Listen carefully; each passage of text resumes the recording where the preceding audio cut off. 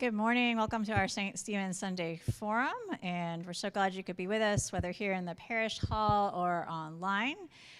We're happy to welcome back Josh Reeves from Samford University for a second week on Christian skepticism of science. Today, he's going to lead us in part two about moving toward a solution. Last week was more about understanding the problem. So we welcome Josh and also his family with us this morning, and thanks for being here. So it's really good to be here. Greetings from Samford and greetings from All Saints. It's very nice to be back with you again. So if you weren't with me last time, if you weren't here last week, really what I tried to do is set up the problem of why are Christians so skeptical of scientific experts. And a lot of it, as I explained, comes out of my own background. I grew up in I wouldn't say a fundamentalist background, but I grew up in a conservative, intellectual church environment that was very skeptical towards scientific elites. And so in that context, I tried to make, in my own academic journey, tried to reason, how do I balance scientific information with my own faith? And so that was kind of my academic journey. And so I think, as I explained last week, the book that I published last year was really trying to, it was written really to my younger self. Like, what would I have wanted myself 20 years ago to understand? And so I went through some reasons why Christians are more skeptical now than they were, say, 200, 300 years ago.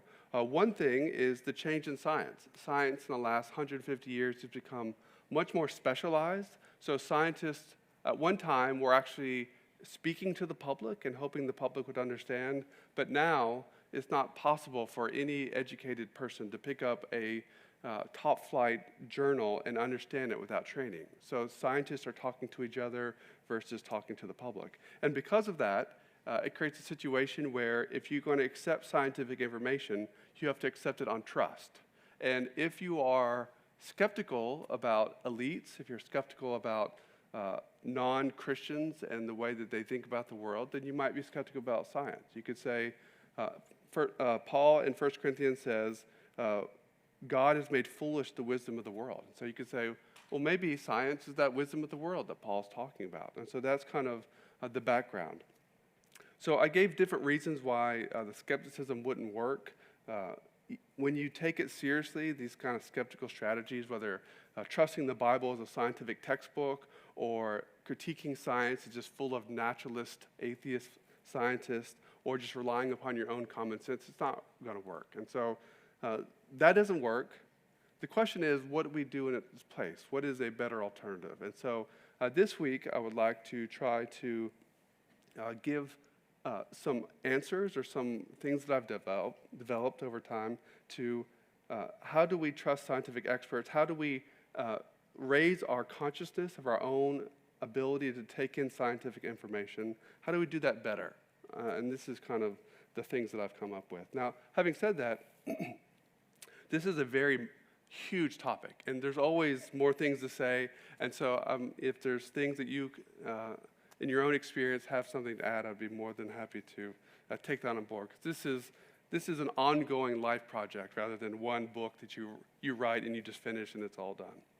So the first thing to say, and this is where we left off, this is the question. So we need to trust scientific experts, but how will we fools find the wise man? So Augustine, back in the 5th century, one of the great theologians of the church, articulates the problem. How, if we are ignorant, how are we going to recognize wisdom when we see it? Because we might think someone is really wise, but they're really not. In fact, even Plato, way back in his dialogues before the New Testament, wrote, if you had a person who was really steeped in rhetoric, and you had a doctor who was steeped in medicine, and they both gave a speech to the crowd, who would the crowd believe? Are they going to believe the professor of rhetoric because they use words so wisely and so persuasively? And so if that is the case, then this is the same sort of problem. How are we going to identify wisdom when we really see it, when there's so many people out there using the image and authority of science to back up claims that really don't have scientific evidence to back them up? This is a little bit related to, I think, another thing that modern psychology has identified. There's a thing called the Dunning-Kruger effect. I don't know if you've ever heard of that. I've read it in the newspapers quite a few times. But it's basically the less that you know that you don't know is basically the way to say it. Because if you have just, even if you have a little bit of education, it actually creates a humility in that, oh, there's things that I don't really realize. But if you have no knowledge whatsoever, you go in very confident in your ability to figure out things. And so I think that's related to what Augustine's talking about here. So I would talk about two different strategies against science skepticism in the church. And one is kind of a bottom-up individual approach. We just need to be, as consumers of scientific information, raise our consciousness of how to do that well. But then we also need to think kind of a social level. How do we create a better information environment for our churches, for our communities, for people who are intaking information in our churches? Okay, so that's kind of the big picture perspective of what I want to talk about today. So we need to trust. And I think one way to summarize it is it's not who you know, it's who you trust. I think sometimes, especially in the college environment in which I work, there's often an encouragement that everybody needs to think for themselves. Think for yourself, which sometimes makes it a little bit uneasy, right? So if that means that you need to evaluate the things that you've been told your whole life, then yes, everybody needs to mature intellectually to own your own beliefs. But if it means that everybody's an island unto themselves, deciding what is true and what is not true, that to me is a very false picture of how we know things about our world. As I said last time, if you are going to be very skeptical about things you can't, believing only things that you can verify for yourself, then you would not believe that water is H2O, or you would not believe that there's galaxies billions of light years away, because these are things you take on trust from other people. So thinking for yourself has a little bit of depending on the connotation, I think can be used in a wrong way. So I think this is a kind of a nice way to summarize our situation. If we don't trust others or don't want to relinquish control, we can often do things for ourselves. We can cook our own food, we can clean our own homes, we can do our own taxes, wash our own cars, or even school our own children. But we cannot do our own science. So it comes to this: we must trust our scientific experts on matters of science, because there really isn't a workable alternative. So things that we take on trust in the science realm, and I would even say in the realm of theology, in terms of Christianity, there's also things that we have to take on trust in terms of church history, in terms of anytime you read a Bible translation, you have to trust that the translator is accurately capturing the original languages, right? So there's need for trust to know things in the world in which we find ourselves. But having said this, we need to trust. I would say it is not blind trust, okay? There are way too many experts to trust them all. In fact, science has such authority in our culture that one way to sell things is to say that science is behind it, right? You talk about the technology of the conditioner of your, you wash your hair. There's all the ways that you sell things is in the name of science. And so I think the two extremes are blind trust in science or trust in yourself, where I think the plausible middle ground is critical trust. And we do this all the time. If you go to get to your car mechanic and there's something that your mechanic comes and says there's something wrong with your car, you could say, well, I may not know a lot about car engines, but do I trust this person? Do I trust this business? Does my car engine seem off in some way? There's all sorts of secondary considerations that you can use to evaluate whether this is a good investment to trust this person to work on your car. And I think this same sort of thing works all the time, whether you're picking a diet or picking a doctor. You have all these secondary things that you use to evaluate what's going on. So the real problem that we encounter is that so often people try to use the authority of science when it really doesn't justify the conclusions that they're reaching. So Roger Scruton, who's a well-known political philosopher, said it like this: the scientific thinker has a clear question, a body of data, and a theoretical answer to the question that can be tested against the data. The scientistic thinker, right, someone who's above and beyond the science, borrows the apparatus of science in order to create the appearance of a scientific question, the appearance of data, and the appearance of a method that will arrive at an answer. So what this means is that oftentimes you can mimic the language and techniques of science even when you're not drawing conclusions that are really supported by empirical data. And so this is the reason why we need critical trust. We need to be able to hopefully, as consumers of science, have better awareness of what science can answer and what science struggles to answer, at least in this particular juncture of time. Because science is always changing. So one complication to this is the question of science and popular media. We need to have critical trust. The problem is that most people get their information from journalist sources, from journalism, popular media, those sorts of things. And it's really hard to be a good consumer if knowledge only comes from journalism. And one of the reasons for this is that journalists often have no scientific background, so they often have to take things on trust. And so this often means that they take press releases and kind of put them out to the public. But the problem is that is like cutting-edge science. That's science at the forefront. And so oftentimes, the things that are most stable in science, the things that have lasted the test of time, are the things that are not reported in the newspapers. And so science often has a process where you go through peer review, but then also has to be replicated by other scientists in the field in order to be confident that this is the case. But since there's a bias towards the new and the exciting in journalism, it often makes a situation where that information is the least trustworthy in terms of the scientific information out there. So this is just one thing to consider, that oftentimes when we need to evaluate information, we need to go to expert communities rather than filtered through sources that may shade our understanding of how science works.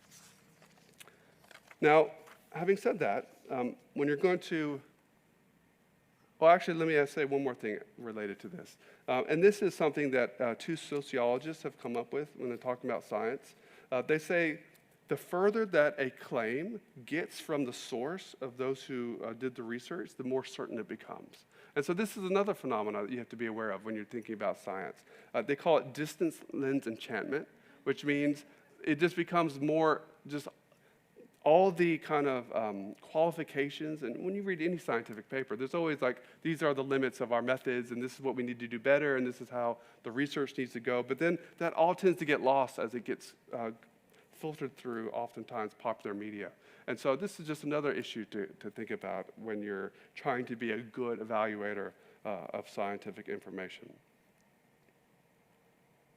So the real question to think about when you're trying to consume science, try to be a good scientific consumer, is the question, does science approach the truth?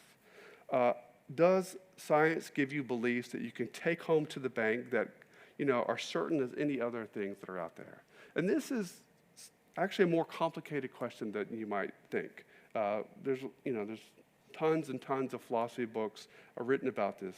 But let me show you why one issue that's complicated. And just take the example of Isaac Newton, who was the greatest scientist of the scientific revolution, justifiably so, came up with all those equations you may have learned about in high school, like F equals ma, force equals mass times acceleration. Well, are the theories of Isaac Newton true? Well, it's complicated because on the one hand, the equations work. Like you can put people on the moon using Newtonian equations.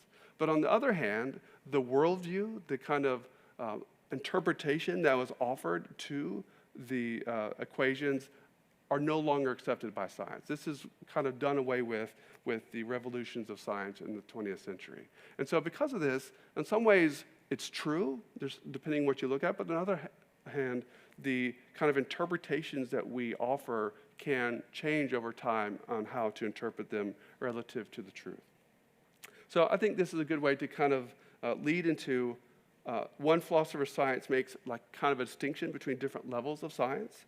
There's like the empirical data, and this could be like an equation, or this can be an experiment that you run. This can be stuff that you're pushing against the world, and the world pushes back against you at this level. And then there are mid-level theories that you use to make sense of what's going on in this data.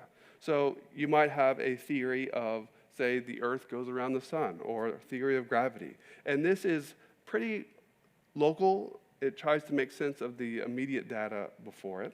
And this can change sometimes. There are some mid-level theories that seem as certain as anything that we might think is true about the natural world, like the periodic table, for example. It's hard to imagine any revolution in knowledge where we don't have a periodic table, or that the Earth doesn't go around the sun and those sorts of things. But we know in other disciplines that these things that we thought were really certain can sometimes give away, which is why I think scientists oftentimes, there's a scientist, a chemist at Samford says, I don't ever say proved. You could say confirmed to this point, but we're always asking questions and tinkering with our models to try to understand things better. But then there's another level up. There's the larger stories that are integrated with these things. And this often goes by the phrase, the scientific worldview. And I would argue that this view, a scientific picture where you're trying to integrate all the different scientific theories together, is the most unstable aspect of science. And so the things that you can take to the bank often are in the one or two. But if you think back, say, even going back to like the year 1900, how much has changed in our understanding of the world since 1900? Things change over time in terms of the universe expanding, in terms of DNA and all those sorts of things that we've discovered. And so who knows where science will be 200 years from now that will change their perspective on what we know today. You could have theories of dark energy, dark matter, all those sorts of things. So I think there are things that you rely upon very much in science, but you need to have different levels of confidence depending on the sciences. So in other words, there's not a one-size-fits-all answer for science. Science is itself a complicated word because originally science meant really kind of more of a philosophical approach to the world, but now we have brought so many different ways of understanding the natural world together under the category of science, and it's hard to have one-size-fits-all answer for science. So this leads to my next kind of consciousness raising about how you evaluate science. So what actually makes science science? How would you define science if you had the chance? And this is actually a surprisingly difficult question to answer. I think most philosophers these days have given up saying that there's a one-size-fits-all answer for all sciences. Is there one thing that unites all sciences that would separate it from non-science? Well, some people might want to say the scientific method. Well, different sciences use different methods, and also you could make the argument that the scientific method that we have today was really only invented in the 20th century. And so if this is the case, then how do we go back and explain Newton and all the other scientists from 400 years ago? So it's difficult to answer what makes science science. Some people say it's the study of nature, but if that's the definition, then you could say, well, your gardener is a scientist, right? How do you identify the characteristics that all scientists have versus other types of disciplines? And philosophers have actually given up on that process. But I do think there are insights that you can have relative to like what makes science science. And for me, going back to the scientific revolution, and this helps me to kind of get a mental picture of what I think is true about many types of scientists, but many types of sciences, even though I would not want to say it's true of all types of science. And the thing that developed that was new in the scientific revolution was a new picture of nature. It was often called the clockwork universe. So if you think back to watches, not like your digital watch today, but the analog watches that had gears and pulleys, or not pulleys, gears on the inside. And the idea is that if you could understand the gears and all the laws of nature operating on your watch, you could perfectly predict what's going on. And so this image of explaining things mechanistically was applied to nature. In fact, there's a famous story where during the scientific revolution, someone brought a analog clock to the Emperor of China, and the Emperor of China thought it was alive because clearly it's acting for a purpose. And this, for many of the philosophers of the period, was very funny because clearly it was designed, it was just mechanism all the way down. There's no intentionality, there's no purpose behind it. It's just blindly following the laws of nature. Well, this image actually becomes very powerful when you apply it to things out into the world. If you're trying to understand something scientifically, maybe you just break it down into its parts. Maybe you, when you break it down into its parts, you try to have very precise measurements for how the parts relate to each other. And then once you understand the parts, then maybe you can put it back together and use it to manipulate with technology. And so I think these characteristics kind of define or help kind of illustrate what many of the sciences share, this idea to break things into their parts, to precisely measure things, and to control with technology. So if you're going out and you're a medieval scientist and you look out at, say, a tree growing, a tree is growing because it wants to get to its rightful place, given its nature. So you explain things that are inorganic, or organic in that case, but you explain it with that has a purpose that it's trying to fulfill. Whereas after the scientific revolution, you say, well, it's just parts all the way down, right? There's cells that it's just dividing, and then once you understand all the little parts of the tree, there's nothing left to explain. There's no purpose. It's not trying to do it. It is just following the laws of nature that have been instituted by God. And so if this is the way you understand nature, then I think this kind of gives a kind of a mode of operation for how science explains things in the world. And I think going even into modern biology, this type of impulse to break things down to parts, precise measurements, control is still true today. So if you accept that, then I think this helps you give some mental framework for understanding why science struggles to answer certain types of questions.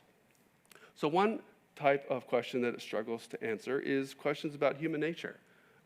Some things about human nature are hard to explain mechanistically. Now, there are many things that can be, like, your immune system or all of the kind of things that are mechanistically going on into your body. Understanding in the scientific revolution for the first time that your heart is a pump was like a brand new thing. And you could say there's a lot of things that you can understand by just understanding the parts of your body. But there are things about human nature that when you try to break it into its parts, it just doesn't work so well. So if I say, for example, my love of my family, and I try to give an explanation for it, if I break it down into, well, it's just this part doing this part, well, the individual parts don't love my family. It's me, the global self, that loves my family. And so when you break it down into the parts, there's a worry that many philosophers have that you're not really explaining. You're just trying to explain away something that really exists. Can there be a mathematical equation that describes my love or my experience of redness or my experience of the divine or my experience of the world? Well, if you try to break experience down into parts and you try to describe the parts that underlie that, you have lost what it's like to experience the world. It's hard to give an account in parts of what the experience is like. So I think the mechanistic model for human nature works in many cases, but I don't think it works in all cases. And I think oftentimes where science struggles is that when you read in popular scientific accounts that yourself is nothing but a bunch of neurons, or your brain is nothing but a bunch of neurons or cells or those sorts of things, that type of answer oftentimes misses the kind of thing that we most clearly identify with ourselves, our experience of the world, what it's like to be us. So on this, I think C.S. Lewis gets it right when he talks about naturalism, or what I would say kind of the mechanistic impulse, goes on claiming territory after territory. First the inorganic, then the lower organisms, then the man's body, then his emotions. But in what finally takes that final step and we attempt a naturalistic account of thought itself, suddenly the whole thing unravels. And what I think he's putting his finger on here is that when you try to give an account of thought just in terms of particles blindly following the laws of nature, there's no longer purpose. There's no longer intentionality. There's no longer a reason for why you do things. The atoms that are obeying the laws of physics are not doing things for a reason. They're blindly following the laws of nature. And so I think this is why when you're thinking about where science is good at answering, the type of questions that it's good at answering versus the type of questions that it struggles to answer, I think human nature is a good one to look to. Also, I would say another one is questions of value. How should we act in the world? How should we treat others as a result of science? And I think science struggles to answer those sorts of questions.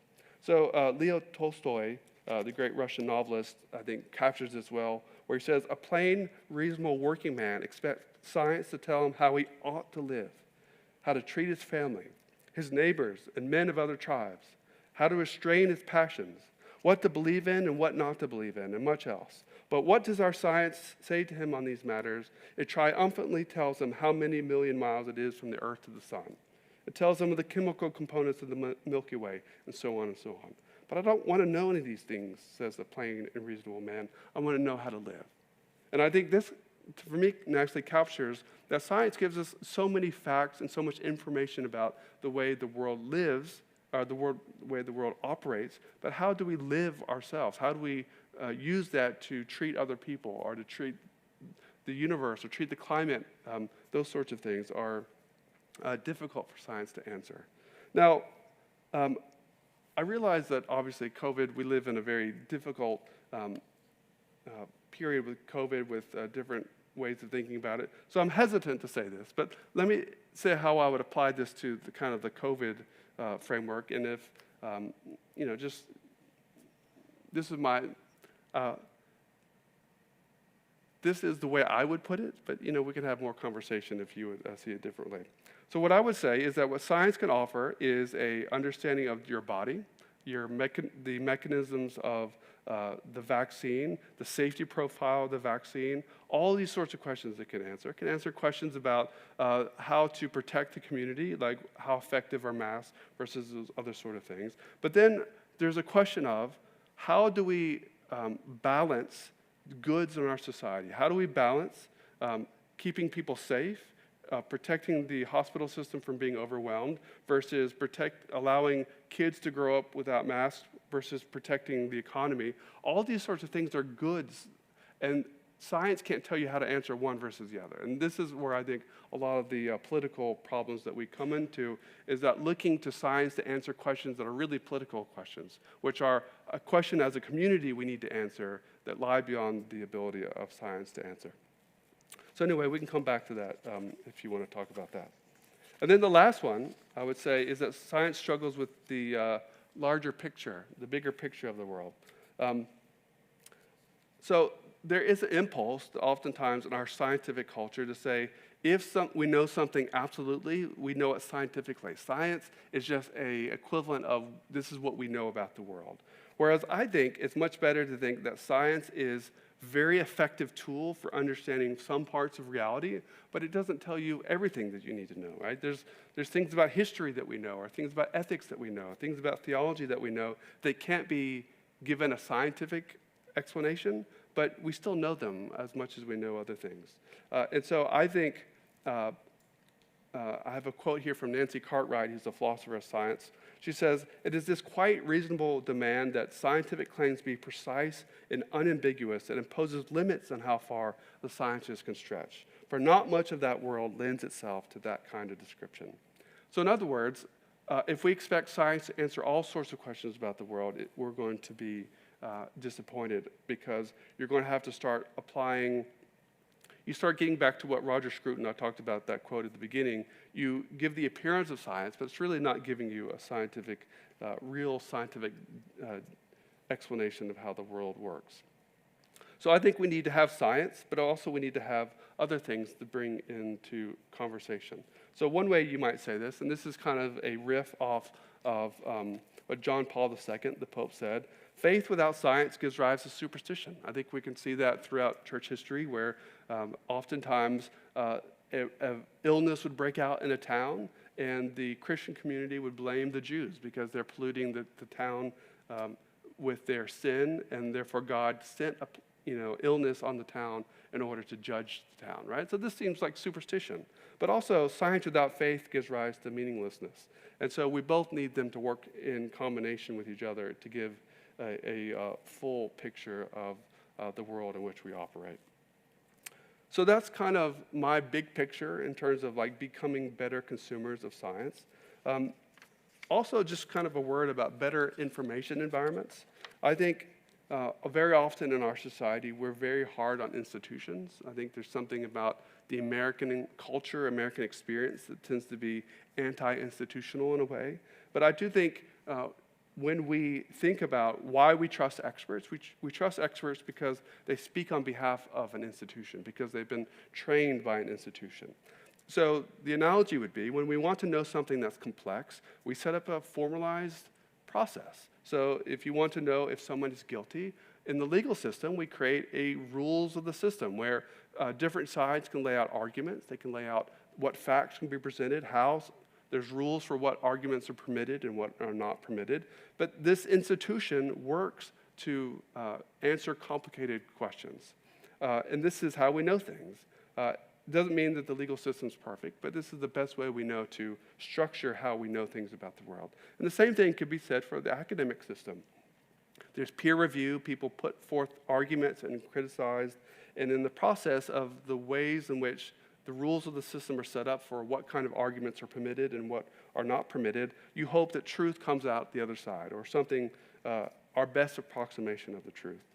And so in this case, I think we need to support, if we want better experts, we need to support our institutions and reform our institutions so there's always a critical perspective, that one versus the other. I think sometimes that when we look to science, oftentimes we expect science to speak with one voice, but I think if you go into depth in any particular scientific field, you always realize there's different arguments going on. There's always arguments going on in any field of inquiry. It doesn't mean everything is up for grabs. At least there's some things that are going on for grabs. And so when we come to complicated questions about public safety, about other things that relate to like Christian doctrine, like evolution and those sorts of things, what we need is not an unbiased expert. What we really need is a process, an institution to allow experts to disagree with each other, and hopefully at the other end comes a better consensus of an expert community of how best to handle or answer particular questions. So that's brief, but that's one thing that I would say about creating better information environments. So let me close with this.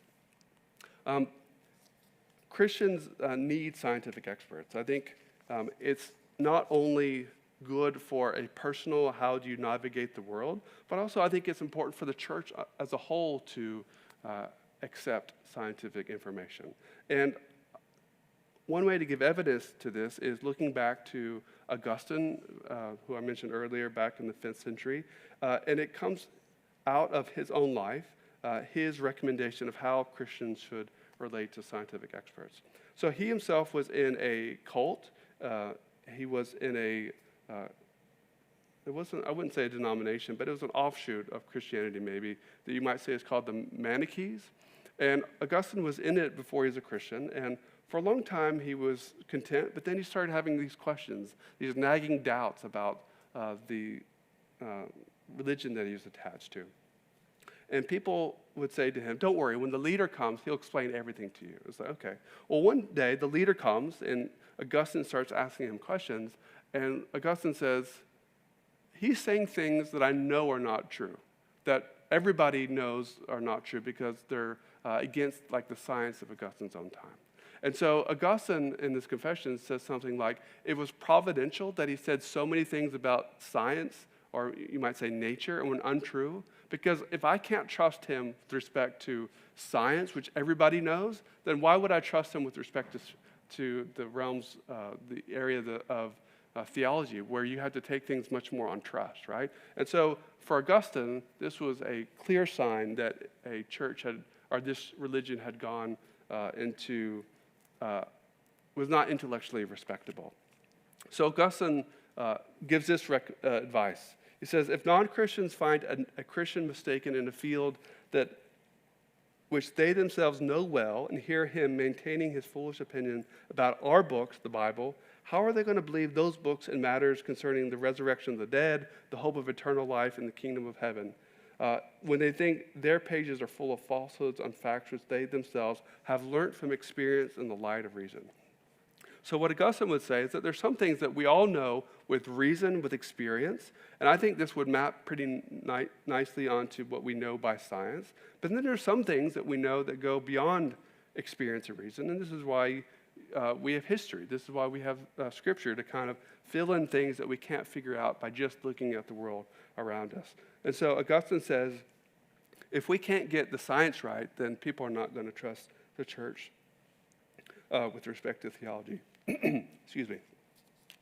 So I would say, in conclusion, many of the questions that we face as a church, face as a culture, can't be answered by science. But once science has been confirmed, validated by scientists of many cultures and backgrounds, the job of the church is to accept this knowledge, showing why Christianity is consistent with it and how Christianity can make a cogent explanation of the world in which we find ourselves. And so this is one of the reasons why I really appreciate the Episcopal Church, and I've been drawn to the Episcopal Church myself because of the reliance upon reason and tradition when we need to know things that we often look and find it much easier in our tradition to trust experts than maybe the church tradition in which I grew up in. And so that's one reason I feel proud to be at All Saints. So thank you for listening, and I look forward to your questions.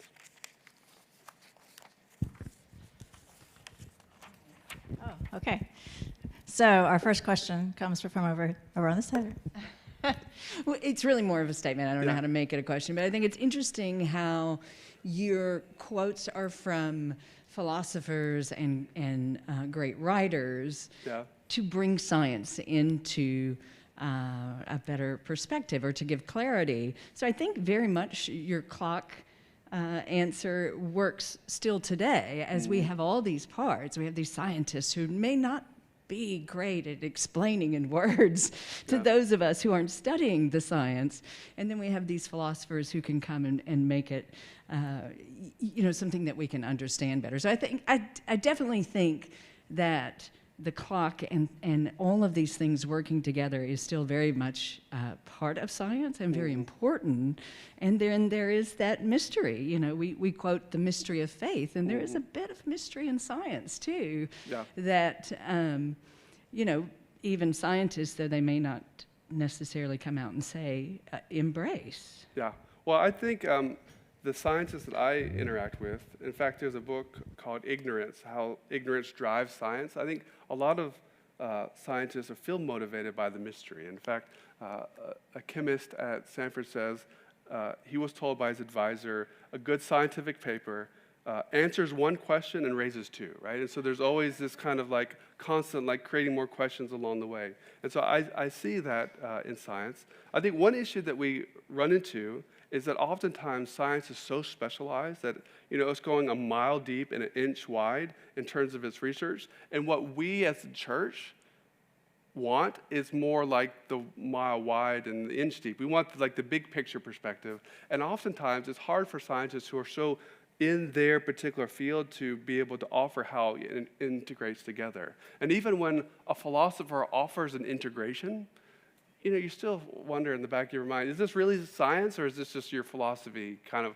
organizing how you organize the science, right? And so how to translate what the public really wants, which is a kind of a big picture, from what science generates, which is day-to-day science in the lab, is often very narrow and not really applicable to everybody's everyday experience. There's a tension there. Other comments or questions? Let me bring you the mic. All right, Michael. Yes, sir. Earlier you mentioned, this is completely broad, but you mentioned it. Other fields of knowledge, theology, history, besides science. I heard someone once and this is what I'm asking you to react to.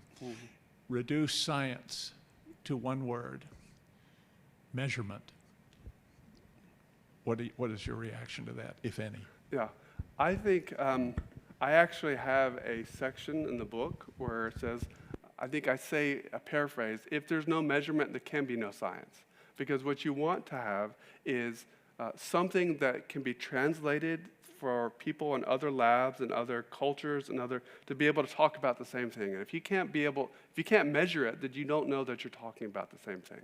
The problem is that if you insist upon measurement, then there's certain things that are really hard to measure, like your experience of a flower. Like how do you measure that in a way that can be you can measure the brain activity, but to measure the actual experience or other sorts of things. I'm currying favor with you, but and you can fill this out. But how about the scientists, the German in the 1920s or 30s, the Heisenberg principle? Yeah, just came to me. Yeah, I think as a result of the changes in science of the 20th century, the idea that you could have a complete ultimate description of the physical world was not, that dream was lost. I mean, some physicists may still have it, but most people realize that to have complete information of the bottom level of physics doesn't really work. So this whole model of breaking things down into its parts doesn't really work as well when